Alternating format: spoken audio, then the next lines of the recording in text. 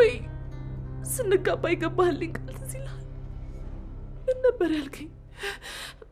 በማንኛውም ሁኔታ ላይ ብትሆኚ ዲናና ማርኮን ከባድ ችግር ውስጥ ገቡ። ዶክተሯ አመረረች፣ ከሰሰቻቸው። ዲናና ማርኮን በእስር ቤት እንዲቆዩም ተፈረደባቸው። አሁን ላይ በተለይ ደግሞ ማርኮን ራሱን ነፃ ለማውጣት ቢሞክርም ነገር ግን በፍጹም ሊሆንለት አልቻለም። ዲናን እየራቀና እንዲሁም ደግሞ ሁሉንም ነገር ዲና እንዳደረገችው ለማስመሰል ቢሞክርም ነገር ግን ደግሞ ራሱ ከወንጀለኛ መሆኑን በፍጹም ሊያቋርጥለት ወይም ደግሞ ደህና ሊያደርገው አልቻለም። አሁን ላይ አብርሃም እውነቱን ካወቀም በኋላ አብርሃም እጃቸውን ይዞ ወደ እስር ቤት እንደሚያስገባቸውም ነገራቸው። በተለይ ዲና አብርሃምን እግሩ ስር ወድቃ ይቅርታ እባክን ይቅር በለኝ ብላም ብትለምነው አብርሃም ግን በፍጹም ይህን ነገር ልደብቅልሽ ወይም ደግሞ ከወንጀል ላስቆምሽ አልችልም፣ ምክንያቱም አንቺ ወንጀለኛ ነች፣ ስለዚህ የእጅሽን ታገኛለሽ ብሎም ወሰነባትኝ።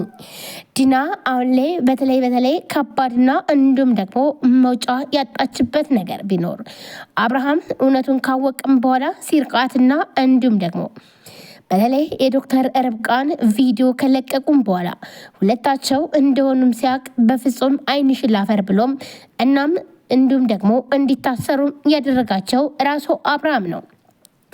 ማርኮንም አሁን ላይ እየፈራና እንዲሁም ደግሞ እስከዛሬ ሲሰራው የነበረውን ሴራ ይህንን ከራስ ነፃ ለማድረግ ቢሞክርም ነገር ግን ደግሞ ምንም ነገር ሊሳካለት አልቻለም። በተለይ አብርሃም እውነት ይህንን ማለትም ዲና እርጉዝ እንዳልሆንሽና እንዲሁም ደግሞ ይህን ሴራ እኔ እንዳለውበት አውቋል ማለት ነው ብሎም በራሱ ሰዓት ሲፈራና እንዲሁም ደግሞ ራሱን ነፃ ለማድረግ ቢሞክርም ነገር ግን ምንም ነገር አልሳካለትም።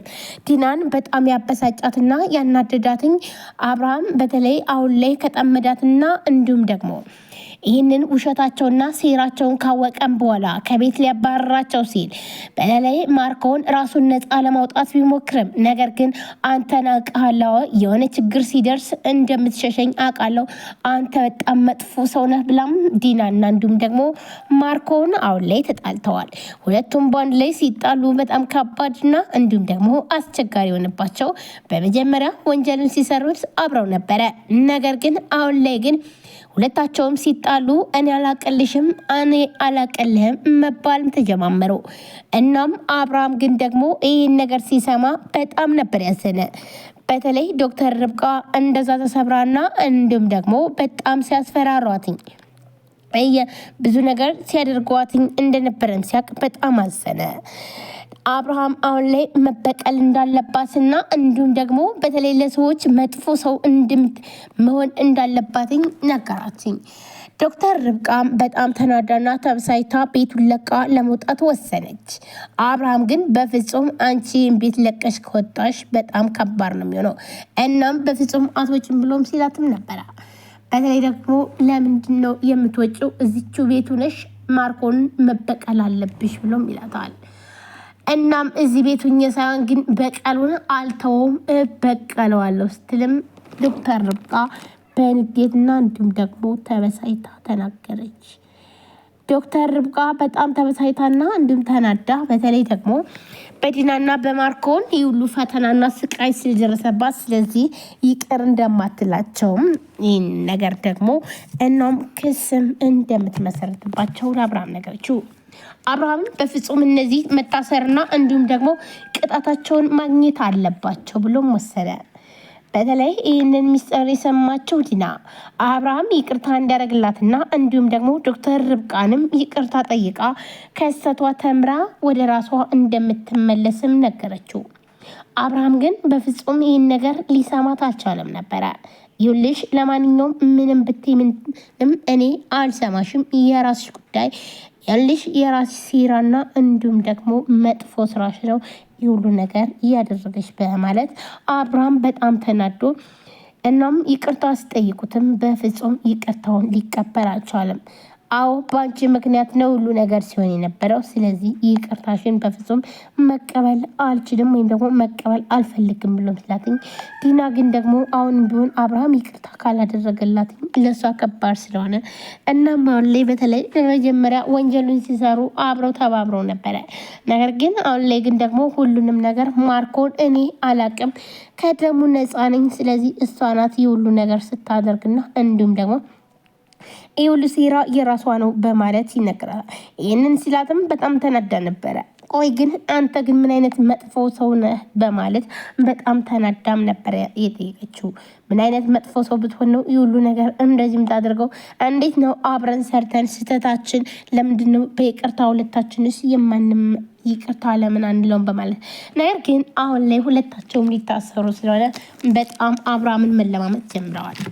አብርሃም ግን ደግሞ ምንም አይነት ነገር ይቅርታ እንደማያደርግላቸውና እንዲሁም ደግሞ በጥፋታቸው ተቀጥተው እንዲኖሩ ወስኖባቸዋል። ስለዚህ እናንተ መጥፎ ሰዎች ናችሁ፣ እናም በጣም ብዙ ነገር ስታደርጉም ኑሯቸዋል።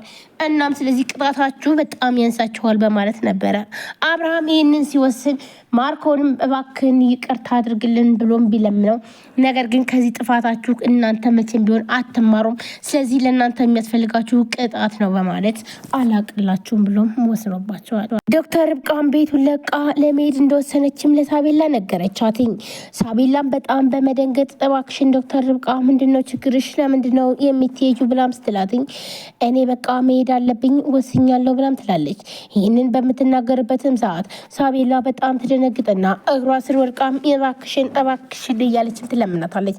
ይህንን በምትለምናት ሰዓት ዶክተር ርብቃ ግን እዚህ ቤት መቆየት እንደሌለባትና እንዲሁም ደግሞ እንደዚህ ደም እንባ ያስለቀሷትንና እንዲሁም ደግሞ በጣም ብዙ ነገር ያደረጓትን ብዙ ነገር እንደምታደርጋቸውና እንዲሁም ደግሞ ውሳኔዋ ከባድ እንደሆነም ነገረቻት። እናም ስለዚህ እኛ ጋር ሆነሽ ችግሩ ሁሉ መወጣት አለብሽ፣ በፍጹም እኛን ለቀሽ አትሄጂም በማለት ሳቤላም እያለቀሰች ዶክተር ርብቃን ለመነቻት። ዶክተር ርብቃም ለመሄድ ብትወስንም ነገር ግን ደግሞ ማርኮንና ዲናን መበቀል ትፈልጋለች። ስለዚህ እዚህ ቤት ሁኜ ሳይሆን እነሱ በማያዩኝ በስውር ሁኜ እነሱን የእጃቸውን ማግኘት አለባቸው። እኔ እንዳስለቀሱኝ መቅረት የለባቸውም፣ ወይም ደግሞ በሚዲያ እንዳዋረዱኝ እነሱ መቅረት የለባቸውም ብላም ወሰነች። ይህንን የወሰነችው ዶክተር ርብቃ እናም ሳቤላ በጣም ብዙ ነገር በምትላት ሰዓት ሳቤላ እባክሽን በፍጹም እንደዚህ አታደርጊም፣ ወይም ደግሞ አንቺ በፍጹም አትሄጂም እዚህ ቤት እኔ አንቺ ለቀሽ ከሄድሽ ያለችም እያለቀሰች እያለ እዚህ ጋር እንግዲህ ዶክተር ርብቃ ሁሉ ነገር ከወሰነችን በኋላ ዲና ትመጣለች። ዲናም ስትመጣ ምን ነው ልጄ በዚች ወራዳ ዶክተር የተነሳ አፍረሽ ነው የምታለቅሽው ስትላትም ነበረ። እናም ልጄ አይዞሽ በቃ ወደ ራስሽ መመለስ አለብሽ፣ እሷ ወራዳ ነች፣ አንቺ ባልሰራሽው ነገር ነው የተነሳሽው፣ ስለዚህ የእሷ ልጅ ናት ተብለሽ ተነስተሻል እና እናም አይዞሽ እኔ ያለሁልሽ፣ ሁሉም ነገር ይስተካከላል፣ እሷ እዚህ ቤት መሄድ አለባትም ብላም ትነግራታለች። ይህንን ደግሞ ስትነግራትኝ የመጨረሻ በጣም ትጠላታለች። እናም መጥፎ ሰውና እንዲሁም ደግሞ አውቃ በሴራ እንደሆነም ሳቤላ ታውቃለች። ስለዚህ ይህ ሁሉ ነገር እነሱ እንድታሸንፍ ነው የምትፈልገው።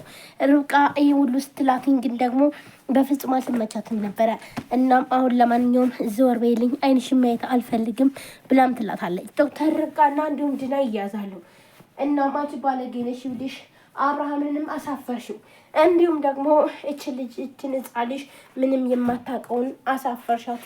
ምክንያቱም ደግሞ በአንቺ ምክንያት ነው ይህ ሁሉ ነገር እየሆነ ያለው አንቺ ነሽ። ስለዚህ ይቺ የእሷ ልጅ ናት እየተባለችም አንድ ልጅ አላትኝ ተብሎም የተነሳሽው አንቺ ነሽ። ስለዚህ እኛ ባናስጠጋሽ ኑሮ ይህ ሁሉ ነገር አይሆንም ነበረ፣ ከእኛ ጋር ስለኖርሽ ነው እንጂ በማለት በጣም ተናዳም ትነግራታለች።